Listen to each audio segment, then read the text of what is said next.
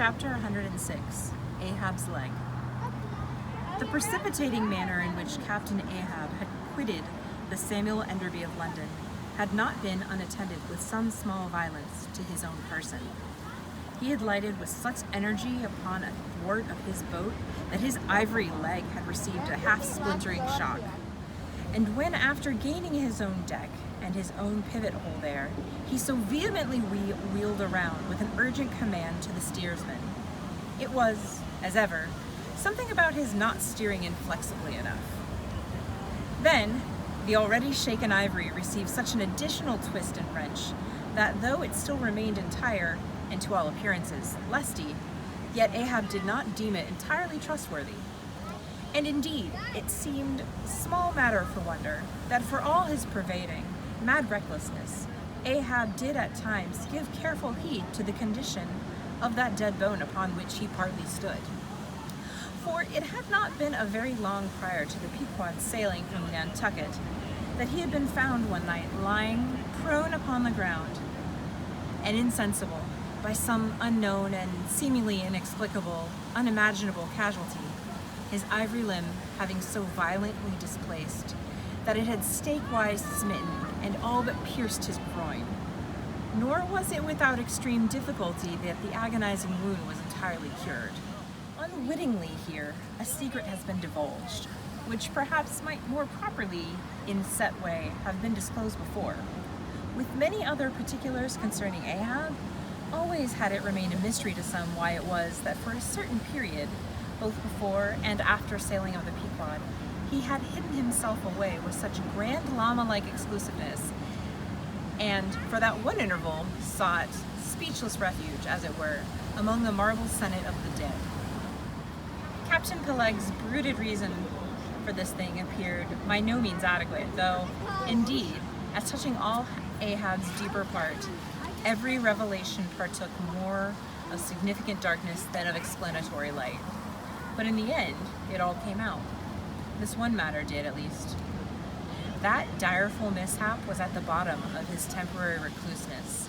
And not only this, but to that ever-contracting, dropping circle ashore, who, for any reason, possessed the privilege of less band approach to him.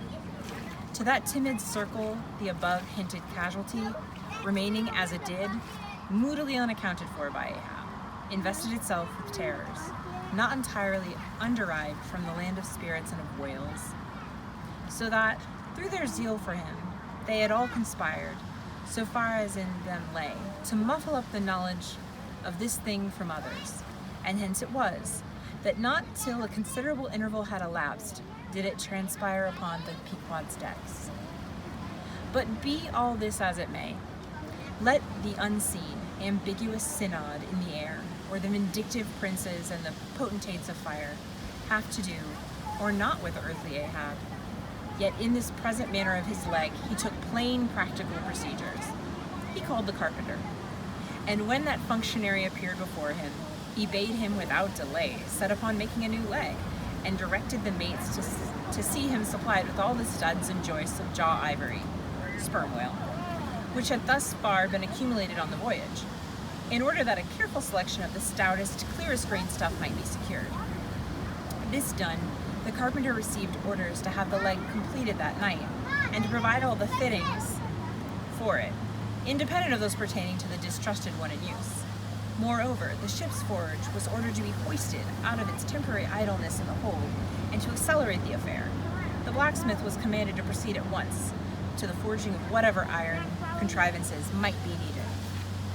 Nor, at the time, had it failed to enter his monomaniac mind that all the anguish of that then present suffering was but the direct issue of a former woe, and he too plainly seemed to see that the most poisonous reptile of the marsh perpetuates his kind, as inevitably as the sweetest songster of the grove.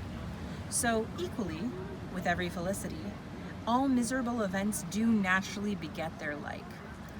Yea, more than equally, thought Ahab, since both ancestry and posterity of grief go further than the ancestry and posterity of joy.